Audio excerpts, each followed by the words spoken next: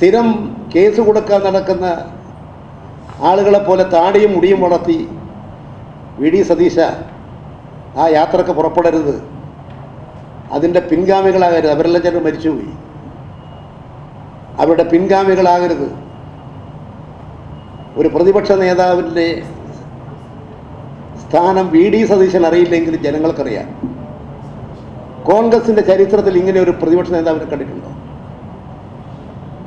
അതുകൊണ്ട് അടിസ്ഥാനരഹിതമായ കാര്യങ്ങൾ, ഒന്നുമില്ലാത്ത കാര്യങ്ങൾ ഒരു വക്കീലിനെയും വെച്ച് ഒരു കോടതിയിൽ കൊടുത്താൽ തൻ്റെ കാര്യം സാധിച്ചെടുക്കാൻ കഴിയും. അതാ കോടതി പറഞ്ഞത്, ഇത് പൊതു താല്പര്യമല്ല, തൻ്റെ വ്യക്തി താല്പര്യമാണ്.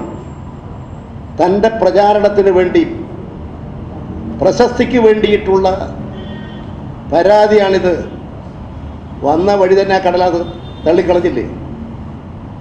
യഥാർത്ഥത്തിൽ കേരളത്തിലെ പ്രതിപക്ഷ നേതാവായി ഇരിക്കാൻ വി ഡി സതീശന് ധാർമ്മികമായ അർഹതയുണ്ടോ? എത്രമാത്രം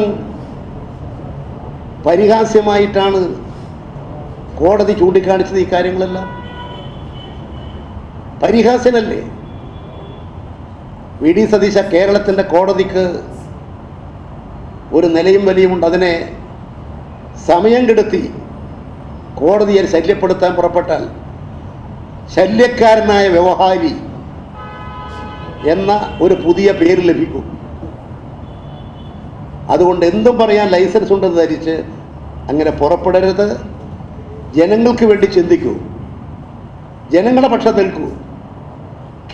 അത്യാവശ്യമെങ്കിൽ കേരളത്തിൻ്റെ പക്ഷം നിൽക്കൂ. കേരളത്തിലെ ജനങ്ങളുടെ പിന്നോക്കാവസ്ഥ പരിഹരിക്കാനുള്ള പ്രവർത്തനങ്ങളിൽ സഹകരിക്കൂ. നിങ്ങൾ പ്രതിപക്ഷ നേതാവായി വന്നതിന് ശേഷം ഇന്ന് വരെ ഈ കേരളത്തിൻ്റെ ഏതെങ്കിലും ഒരു വികസന പദ്ധതിയെ സഹായിച്ചിട്ടുണ്ടോ? പ്രോത്സാഹിപ്പിച്ചിട്ടുണ്ടോ? എല്ലാ പദ്ധതികളെയും തകർക്കാനല്ലേ നോക്കിയത്? അതുകൊണ്ട് നശീകരണ വാസന തുടരുന്നത് ഒരു പ്രതിപക്ഷ നേതാവിന് ഭൂഷണമല്ല. അത് തിരുത്തിപ്പോകാൻ കഴിയണം. കോൺഗ്രസ്സിലെ ഈ കാര്യങ്ങളെല്ലാം മനസ്സിലാക്കാൻ കഴിയുന്നവർ ശരിയായ നില ഉപദേശിക്കാനും തിരുത്തിക്കാനും മുന്നോട്ട് വരും എന്ന് ഞാൻ പ്രതീക്ഷിക്കുകയാണ്.